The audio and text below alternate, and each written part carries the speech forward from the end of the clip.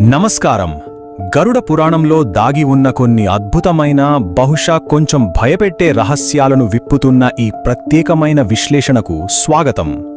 ఈరోజు మనం అంతిమ యాత్ర వెనక ఉన్న కర్మ సిద్ధాంతాన్ని, కంటికి కనిపించని శక్తుల గురించి ఈ ప్రాచీన గ్రంథం ఏమి చెబుతోందో డీకోడ్ చేద్దాం. సరే, ఇక ఏమాత్రం ఆలస్యం చేయకుండా ఈ ఆధ్యాత్మిక ప్రయాణాన్ని మొదలుపెట్టదాం. ఒకసారి ఈ ప్రశ్నను జాగ్రత్తగా గమనిద్దాం. పాడెను మోస్తున్నప్పుడు మనం కేవలం ప్రాణం లేని ఒక భౌతిక శరీరాన్ని మాత్రమే మోస్తున్నామా, లేక ఆ వ్యక్తి జీవితకాలం పాటు మూటగట్టుకున్న కర్మలను కూడా మోస్తున్నామా? సాధారణంగా పాడెను మోయడం అనేది ఒక సామాజిక బాధ్యతనో లేదా ఒక ఆచారమనో అనుకుంటాం. కానీ అసలు ఈ ప్రక్రియ వెనుక కంటికి కనిపించని ఏదైనా మార్పిడి జరుగుతుందా అన్నది నిజంగా ఆలోచించాల్సిన విషయం. సరే, దీని గురించి కాస్త లోతుగా విశ్లేషిద్దాం. గరుడ పురాణం ప్రకారం పాడెను మోయడం అనేది కేవలం ఒక సాధారణ ఆచారం కాదు. దాని వెనుక ఒక భయంకరమైన నిజం దాగి ఉంది. ఈ ప్రాచీన గ్రంథం ఈ చర్యను ఒక తీవ్రమైన ఆధ్యాత్మిక ప్రమాదంగా పరిగణిస్తుంది. ఇది వినడానికి ఆశ్చర్యంగా ఉన్నప్పటికీ ఈ గ్రంథం చెప్పే వాదనలు చాలా ఆసక్తికరంగా, అలాగే లాజికల్గా అనిపిస్తాయి. ఒక మనిషి భారాన్ని పంచుకోవడం వెనుకున్న అసలు కర్మ ఫలాన్ని ఇది వివరిస్తోంది. దీన్ని మరింత స్పష్టంగా అర్థం చేసుకోవడానికి మూల గ్రంథంలో ఉన్న ఒక నిర్దిష్టమైన సంఘటనను ఉదాహరణగా తీసుకుందాం. ఒక గ్రామంలో దిక్కులేని ఒక అనాథ మృతదేహం ఉందనుకుందాం. ఎవరూ ముందుకు రాని ఆ పరిస్థితిలో ఒక యువకుడు ఏమాత్రం భయపడకుండా ముందుకొస్తాడు. అది తన మానవ ధర్మమని భావించి ఆ పాడెను తన భుజాలపైకి ఎత్తుకుంటాడు. పైకి చూడటానికి ఇది చాలా గొప్ప మానవతా దృక్పథంలా కనిపిస్తుంది కదా. కాని సరిగ్గా ఆ క్షణంలోనే ఆ యువకుడికి తెలియని ఒక అదృశ్య సత్యముందని పురాణాలు చెబుతున్నాయి. అతను భుజాలపై మోస్తోంది కేవలం ఒక అనాథ శవాన్ని మాత్రమే కాదు, ఆ మరణించిన వ్యక్తి జీవితంలో అనుభవించిన తీరని బాధలు, నెరవేరని కోరికలు, అలాగే చేసిన పాపాలను కూడా ఆ యువకుడు మోస్తున్నాడని ఈ గ్రంథం స్పష్టం చేస్తోంది. భౌతిక చర్యకు ఆధ్యాత్మిక ప్రభావానికి మధ్య ఉన్న సన్నని గీత మనకు ఇక్కడే అర్థమవుతుంది. ఆ యువకుడు తనకు తెలియకుండానే ఆ కర్మల భారాన్ని పంచుకుంటున్నాడు అన్నమాట. ఇకపోతే కంటికి కనిపించని మరణశక్తి రహస్యం గురించి చూద్దాం. ప్రాచీన గ్రంథాల ప్రకారం ప్రాణం పోయిన తర్వాత కూడా ఆ భౌతిక శరీరంలో ఒక రకమైన శక్తి మిగిలి ఉంటుంది. దాన్నే మృత్యుశక్తి అంటారు. ప్రాణం లేని ఆ శరీరంలో కూడా అత్యంత ప్రభావవంతమైన ఈ మృత్యుశక్తి నిక్షిప్తమై ఉంటుందని గరుడ పురాణం ఖచ్చితంగా చెబుతోంది. ఒక మనిషి బ్రతికున్నప్పుడు వాళ్ల చుట్టూ ఒక ఎనర్జీ ఎలాగైతే ఆవరించి ఉంటుందో, మరణించిన దేహంలో కూడా ఈ నిర్దిష్టమైన డెత్ ఎనర్జీ ప్రసరిస్తూనే ఉంటుంది. మరియు ఇది అద్భుతంగా దేన్ని వివరిస్తోందంటే, పాడెను మోసే వ్యక్తికి ఉండే ప్రాణశక్తికి, ఆ మృతదేహంలో ఉండే మృత్యుశక్తికి మధ్య జరిగే ఒక తీవ్రమైన ఘర్షణను. ఈ రెండు పూర్తిగా విరుద్ధమైన శక్తులు భౌతికంగా దగ్గరైనప్పుడు ఒక తీవ్రమైన అదృశ్య శక్తి మార్పిడి జరుగుతుంది. జీవించి ఉన్న వ్యక్తి ప్రాణశక్తిపై ఈ మృత్యుశక్తి తన ప్రభావాన్ని చూపడం ప్రారంభిస్తుంది. ఇది నిజంగా కంటికి కనిపించని ఒక గొప్ప సంఘర్షణ అని చెప్పొచ్చు. ఈ ఆధ్యాత్మిక భావనకు మన దైనందిన జీవితంలో ఎదురయ్యే వాస్తవాలకు మధ్య ఉన్న సంబంధాన్ని మనం ఖచ్చితంగా గమనించాలి. శ్మశానం నుండి అంతిమ సంస్కారాలు ముగించుకుని తిరిగి వచ్చిన తర్వాత కారణం లేకుండా అకస్మాత్తుగా జ్వరం రావడం లేదా తీవ్రమైన అలసట అనిపించడం మనం తరచుగా చూస్తూనే ఉంటాం. ఇది కేవలం ఎండలో తిరగడం వల్లనో ఏడుపు వల్లనో వచ్చే సాధారణ శారీరక అలసట కాదని, ఆ మృత్యుశక్తి ప్రభావం వల్లే ఈ అదృశ్య శక్తి మార్పిడి లక్షణాలిలా కనిపిస్తాయని ఈ మూల గ్రంథం చాలా స్పష్టంగా విశ్లేషిస్తోంది. కానీ సరిగ్గా ఇక్కడే ఈ అంశం ఒక అద్భుతమైన మలుపు తిరుగుతుంది. అదే శ్రీ మహావిష్ణువు వెల్లడించిన గొప్ప రహస్యం.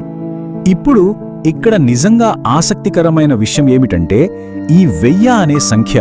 అవును, మూల గ్రంథాల ప్రకారం విష్ణువు వెల్లడించిన రహస్యం ఏమిటంటే, ఎవరైతే దిక్కులేని ఒక అనాథ శవానికి భుజమిచ్చి మోస్తారో వారికి అక్షరలా 1000 యాగాలు చేసినంత అపారమైన పుణ్యం లభిస్తుంది. ఒక యజ్ఞం లేదా యాగం చేయడం అనేది ఎంత కష్టంతో, ఖర్చుతో కూడుకున్నదో మనకు తెలుసు. అలాంటిది ఏకంగా 1000 యాగాలు చేసిన మహాపుణ్యం ఈ ఒక్క పవిత్రమైన పని వల్ల దక్కుతుందని గ్రంథం ఉద్ఘాటిస్తోంది. అంటే ఇదంతా కేవలం ఒక భయంకరమైన శిక్షనో, ప్రమాదమో ఏమాత్రం కాదు. ఇది ఆధ్యాత్మికంగా మనిషికి ఎదురయ్యే ఒక గొప్ప పరీక్ష. దైవికమైన పుణ్యాన్ని సంపాదించుకోవడానికి ప్రకృతి స్వయంగా కల్పించే ఒక అద్భుతమైన అవకాశం. ఈ కోణంలో చూసినప్పుడు ఒక మృతదేహాన్ని మోయడం అనే భయానకమైన పని వెనుక ఉన్న పరమార్థం పూర్తిగా మారిపోతుంది. అది ఒక ఉన్నతమైన సేవగా రూపాంతరం చెందుతుంది. ఇక ఈ అంతిమ యాత్రకు సంబంధించిన కఠినమైన నియమాలేమిటో చూద్దాం. ఈ ప్రయాణంలో శక్తుల మార్పిడి, కర్మల బదిలీ జరుగుతుంది కాబట్టి ఆ సమయంలో ప్రవర్తన అత్యంత శ్రద్ధగా ఉండాలి. పాడెను మోస్తున్నప్పుడు నవ్వడం, ఇతరులతో కబుర్లు చెప్పడం, లేదా ఇప్పుడున్న రోజుల్లో అయితే మొబైల్ ఫోన్ వాడటం ఇలాంటివి ఖచ్చితంగా నిషేధించబడ్డాయి. ఈ పనులు చేయడం అంటే లోకాన్ని విడిచి వెళ్ళిపోతున్న ఆ ఆత్మను తీవ్రంగా అవమానించడమే అని గ్రంథం చాలా స్పష్టంగా హెచ్చరిస్తోంది. ఇక్కడ ఫోకస్ మరియు గౌరవం చాలా ముఖ్యం. మరి ఈ నియమాలను ఎవరైనా ఉల్లంఘిస్తే ఏమవుతుంది? మరణానికి అధిపతి అయిన యమధర్మరాజు అడుగడుగునా అత్యంత నిశితంగా గమనిస్తుంటాడని చెప్తారు.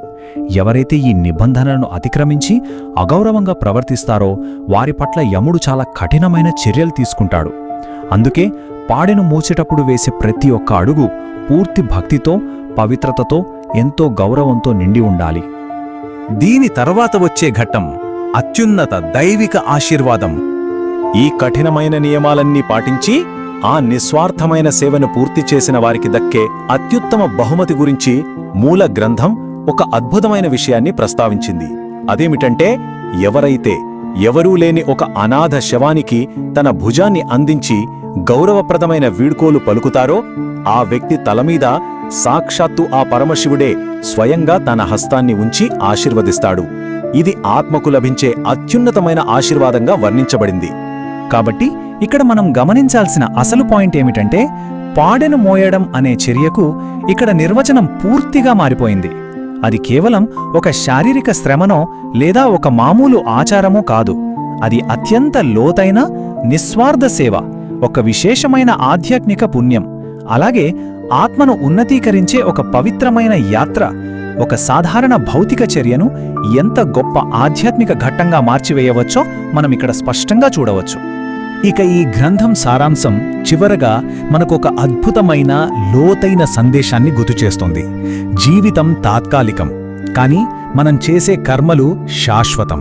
అవును, మన భౌతిక శరీరం ఎప్పటికైనా మట్టిలో కలిసిపోతుంది, కానీ మనం చేసిన మంచి చెడు పనుల తాలూకు కర్మఫలం మాత్రం ఎప్పటికీ అలాగే నిలిచిపోతుంది. ఆ భారాన్ని మనం శాశ్వతంగా మోయక తప్పదు అనేది ఈ వాక్యం వెనుకున్న అసలు అర్థం.